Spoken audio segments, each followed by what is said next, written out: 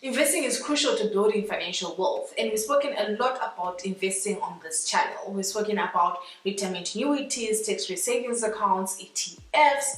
We've spoken a lot about how you can research your shares, how you can redefine fixed it, and so on. But in this video, I want to focus specifically on where you can actually buy your shares, the different options that you can actually look at. So in this video, we're going to be looking at the 3 broad options that you have when it comes to investing your money in shares.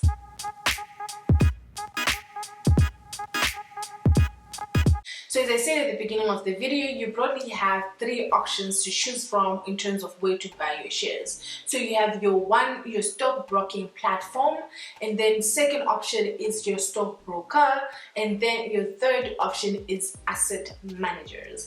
And the first option is probably the one that most of us are familiar with, because when we're talking about stockbroking platforms, we're talking about your Enquiries, your Standard Bank securities, and so on. So these are your stockbroking platform, which essentially allow you to buy and sell shares on your own on the app without needing someone to actually do it for you. So the fees here tend to be much lower than the 2 other options that I'm actually going to look at in this video, because you're essentially DIYing it yourself. So just to give you a perspective of how low the fees are, think about how Easy Equities, for example, their fee at this time is around 0.25% or 0.23% if I'm not mistaken, and that is a very low fee, which makes it an easier option for people to actually access. And that's why most people actually use stockbroking platforms, because of how low the fees are. So the barrier to entry is really low as well. So that is your very first option. So when you sign up with the stockbroking platform, you have to submit your FSCA documents, so your ID, proof of residence, proof of funds sometimes, and so on, and then they verify your account, set you up on the app, and you are basically ready to go. So the whole setup process is even easier as well. So that's why they're so popular amongst investors. And then you have your second option, which is your stockbroker. So when you talk about your stockbroker, for example, to give you an example of a stockbroker, that would be like your Nedbank private stockbrokers, for example. That is a stockbroker, right? With a stockbroker, the thing that makes it different from a stockbroking platform is that with the stockbroker, you actually have to tell the stockbroker or tell Nedbank private stockbrokers that you actually want to buy a certain share at a certain price, or you want to sell a certain share at a certain price, and then they go onto the stock market and do that on your behalf.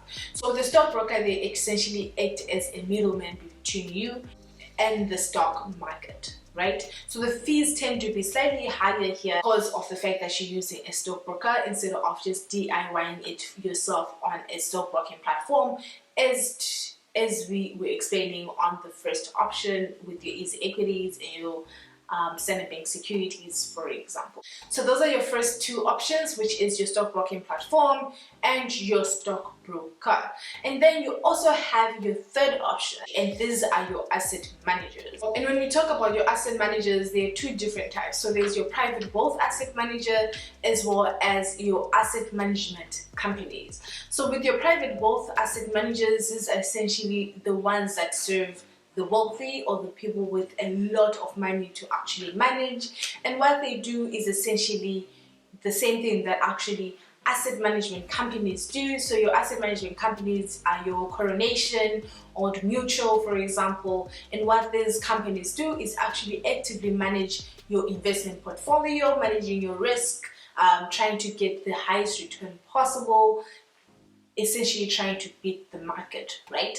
So that's what your asset managers do. So you have your private wealth asset managers, which I said do serve the wealthy or the people with a lot of money to actually invest or manage. And then you have your asset management companies, which most of us can actually access through like unit trusts and so on. These are your Old Mutual, your Coronation, for example. And because asset managers manage your risk and try to get the maximum return possible, thus actively managing your portfolio, that means the fees associated with having an asset manager tend to be higher than having a stockbroking platform. As we said, stockbroking platforms are probably the cheapest option when it comes to investing. So those are the three options that you have to choose from when it comes to buying shares. That is your stockbroking platform, stockbroker, or to use an asset manager. And these also come with different fees, as we've already discussed, the cheapest fees being the ones for a stockbroking platform.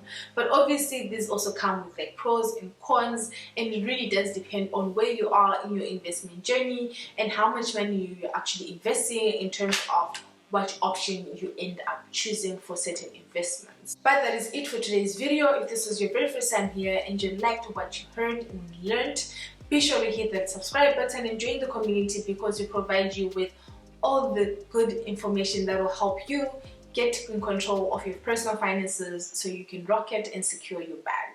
But until I see you on my next video, bye for now.